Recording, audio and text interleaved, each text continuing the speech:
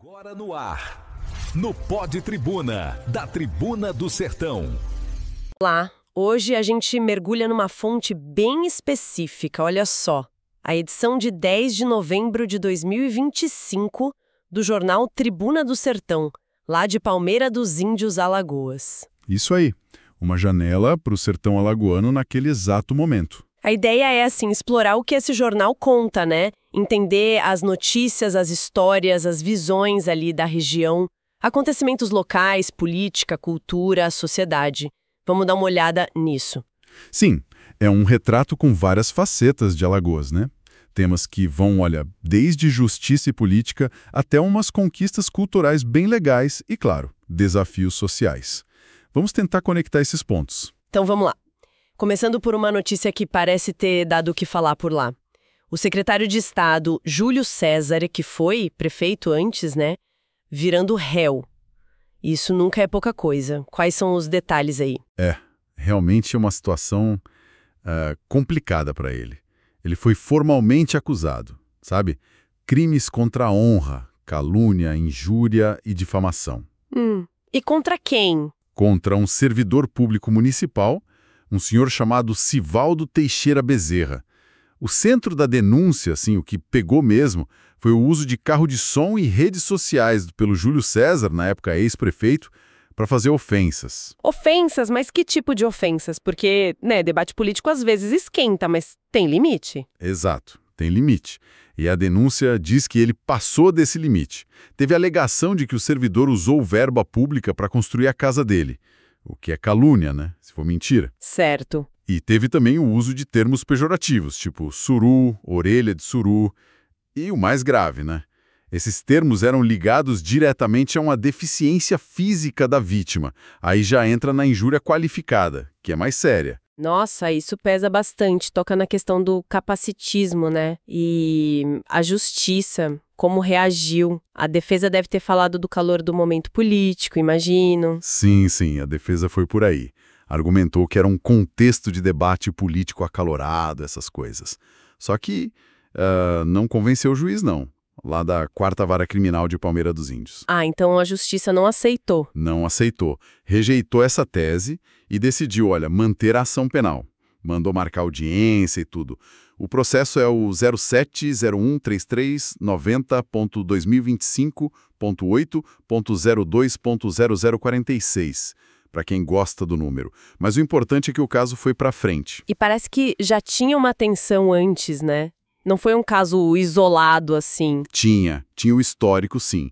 Inclusive, olha só, já existia uma medida protetiva desde junho de 2025, proibiu o Júlio César de chegar perto ou de contatar a vítima. Sério? Antes mesmo disso virar processo criminal? Antes. E foi concedida justamente porque perceberam a influência política dele, sabe? E o impacto psicológico no servidor, que ficou meses afastado do trabalho. Mostra uma preocupação ali da justiça com essa diferença de poder, né? É um caso que levanta muita discussão. Ética na política, o uso da influência, limites da expressão versus dignidade humana. Complicado. E falando em disputas, poder, terras, teve outra decisão judicial importante ali, né? Sobre terras indígenas. Correto. Essa veio da Justiça Federal em Alagoas, lá da 8ª Vara Federal, que fica em Arapiraca. Negaram um pedido liminar, aquela decisão rápida, urgente, feito por 7 pessoas, particulares. E o que eles queriam? Queriam parar a demarcação física da terra indígena Chucurucariri, que também fica lá em Palmeira dos Índios. E qual o argumento deles para tentar parar a demarcação? Era aquela questão do marco temporal que estava rolando na época? Exatamente. Eles usaram a lei do marco temporal, a 14.701 de 2023, aquela lei que basicamente exigia provar que os indígenas estavam na terra em 1988, na data da Constituição. Certo. Além disso, falaram de insegurança jurídica, por causa de umas ações no STF questionando essa lei, e também reclamaram que a FUNAI, a Fundação Nacional dos Povos Indígenas, não estaria seguindo os procedimentos novos da lei. Mas a juíza não aceitou esses argumentos, pelo visto. Qual foi a linha dela? A juíza federal Adriana Hora Soutinho de Paiva, ela se baseou em princípios da Constituição e em decisões anteriores importantes. Ela reforçou uma coisa-chave. Direitos indígenas sobre a terra são originários. Originários. Como assim? Quer dizer, existem antes mesmo do Estado brasileiro ser criado. Está lá no artigo 231 da Constituição. Então, a demarcação não cria o direito, ela só declara, reconhece uma ocupação que já existia, uma ocupação tradicional. Isso bate de frente com a ideia do marco temporal, né? Entendi. A demarcação só oficializa algo que já era um direito. Exato. Ela até citou decisões do STF sobre isso, o tema 1031, e até um caso em que o Brasil foi condenado na Corte Interamericana por demora em demarcar terra indígena, o caso do povo Chucuru, inclusive. E os títulos de propriedade que essas pessoas tinham, isso não contou? Foi olhado, sim, mas a maioria dos títulos era de depois da Constituição de 88. E a própria Constituição diz que esses títulos em terra indígena são nulos, né? Ah, tá. Tinha 2 títulos mais antigos, de antes de 88. Mas a decisão disse que não ficou provado que eles tinham a posse mesmo, efetiva, sem indígena lá, na época que importava.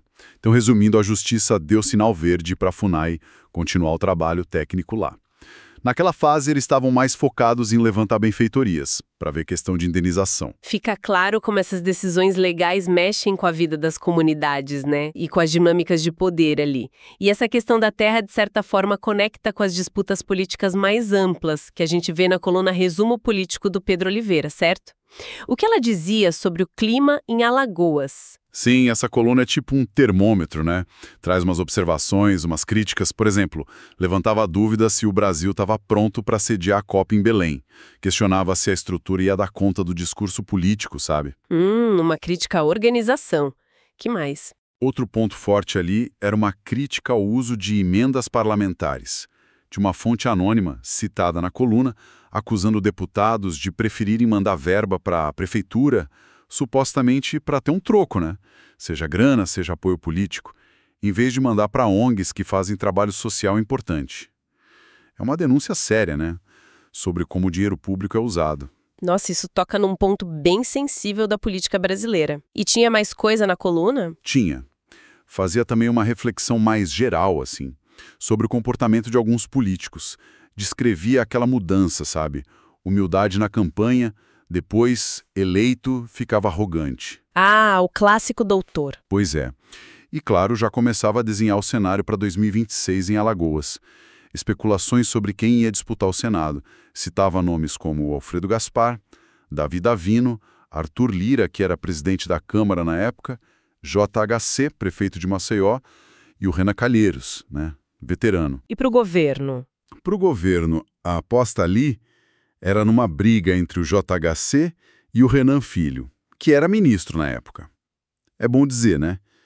A gente está relatando o que a coluna trouxe, as observações e as críticas, sem tomar partido aqui. Claro, entendido. É o jogo político se armando bem antes, né? Agora, mudando um pouco de assunto, saindo da política e justiça, mas ainda na realidade local, o jornal trouxe uma reportagem sobre um problemão. Uma obra milionária parada em Santana do Ipanema. Isso geralmente deixa o pessoal muito frustrado.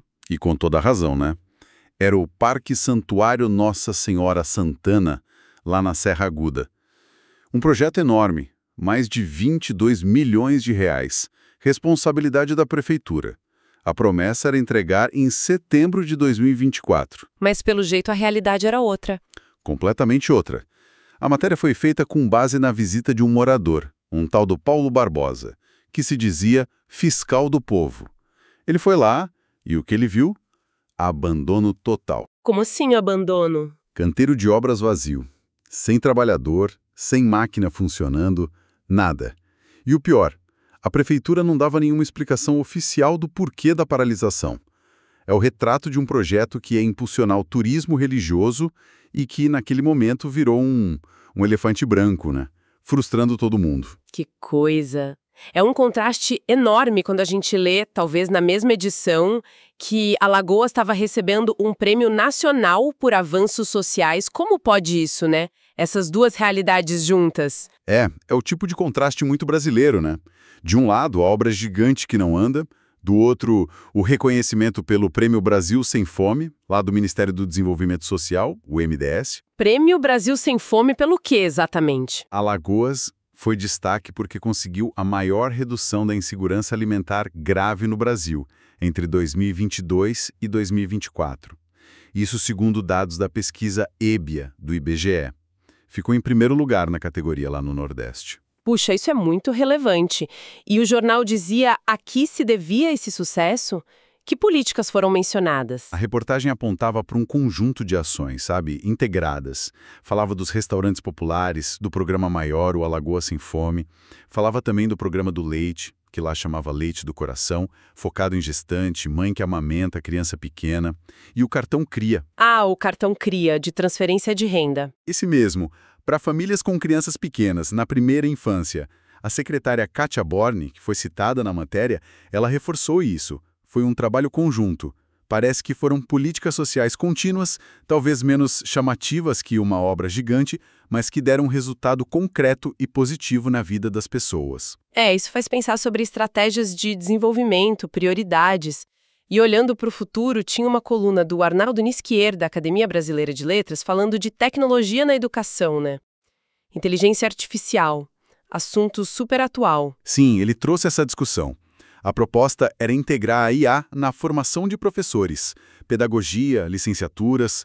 A ideia que foi levada para o Conselho Nacional de Educação pelo Celso Nisquier era usar a IA como uma ferramenta para ajudar na educação. Ajudar como? Na prática, o que a IA faria segundo a coluna? Olha, a visão ali era que a IA podia ajudar a personalizar o ensino. Sabe? Adaptar o ritmo, o conteúdo para cada aluno, podia também aliviar o professor, automatizando tarefas repetitivas. Tipo, corrigir prova? Isso, corrigir prova, redação.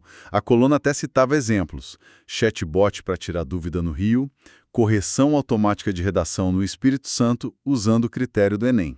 E falava também do potencial da IA para incluir alunos com deficiência. Parece bom, mas imagino que a coluna apontava os problemas também. A realidade da educação no Brasil é muito desigual. Com certeza. O Nisquier destacava dois grandes obstáculos. Primeiro, preparar os professores. Eles precisam saber usar a tecnologia, mas usar de forma crítica, com propósito pedagógico. Certo. E o segundo? O segundo, e talvez o maior, é a baita desigualdade de infraestrutura. Como é que você vai implementar IA numa escola que às vezes não tem nem água nem luz direito? Ou uma internet básica? É um abismo, né? Verdade. A coluna defendia que a IA tinha que ser ferramenta para aprender qualquer matéria, não só sobre IA. Mas essa questão do acesso é o X da questão, né? É o desafio para que a tecnologia não aumente ainda mais a desigualdade. Bom, vamos mudar um pouco o clima agora para algo mais alegre. O jornal deu um destaque grande, capa e tudo, para uma conquista no esporte que deu orgulho lá para a região. E que conquista, hein? O vaqueiro Jefferson da Silva Melo, o Brocoió Júnior. Ele nasceu em Atalaia, mas morava em Viçosa. Foi campeão brasileiro do Circuito Nacional de Vaquejada de 2025. Uau! Campeão brasileiro? Sim, montando o cavalo Dom Dom Master Gave. Ele representava o Grupo Aliança de Vaquejada, um feito e tanto para ele e para Viçosa. A matéria falava que ele veio de baixo, né? Uma história de superação. Exatamente. Origem humilde, trabalhador rural. O talento dele para vaquejada, que é esse esporte tão forte, tão cultural no Nordeste, foi descoberto, apoiado pelo pessoal do Grupo Aliança, lá do povoado Anel, em Viçosa, liderado pelo Henrique Tenório. Que legal esse apoio. E a trajetória dele é impressionante, viu? Em 2016, ele era o 59 do ranking. Aí em 2025, na 9ª temporada profissional dele, chegou lá, no topo. Mostra muita persistência, muito talento. Imagina a festa em Viçosa. Ser campeão brasileiro de vaquejada tem um peso cultural enorme por lá. Nossa, com certeza. A cidade vibrou muito. A reportagem até conta que um vereador, o Charles de Oliveira, propôs na Câmara uma moção de aplausos para o Grupo Aliança e o título de cidadão honorário de Viçosa para o Brocoió Júnior. Merecido. É o reconhecimento não só do esporte, mas do que ele representa para a cultura local, para a cultura nordestina. É valorizar um saber, uma prática muito deles, né? Que história bacana. E, por falar em raízes e identidade, o jornal também cobriu o lançamento de um livro importante para quem se interessa pela história de Alagoas. Isso mesmo. Foi lançado na 11ª Bienal do Livro de Alagoas. O livro chama Galeria dos Governadores de Alagoas, a História na Linha do Tempo. Um trabalho bem parrudo, coordenado pelo historiador Edivaldo Francisco do Nascimento. Galeria dos Governadores. Qual é a proposta do livro, exatamente? É um esforço de vários historiadores locais juntos, sabe? Giancarlo de Melo Silva, Marcelo Góes Tavares, outros. Eles pesquisaram para traçar o perfil e o contexto de cada governador de Alagoas, desde a proclamação da República, lá em 1889. Ah, então não é só listar nomes. Não. A ideia é contextualizar cada gestão, mostrar os desafios da época, as realizações, dentro do cenário social, econômico.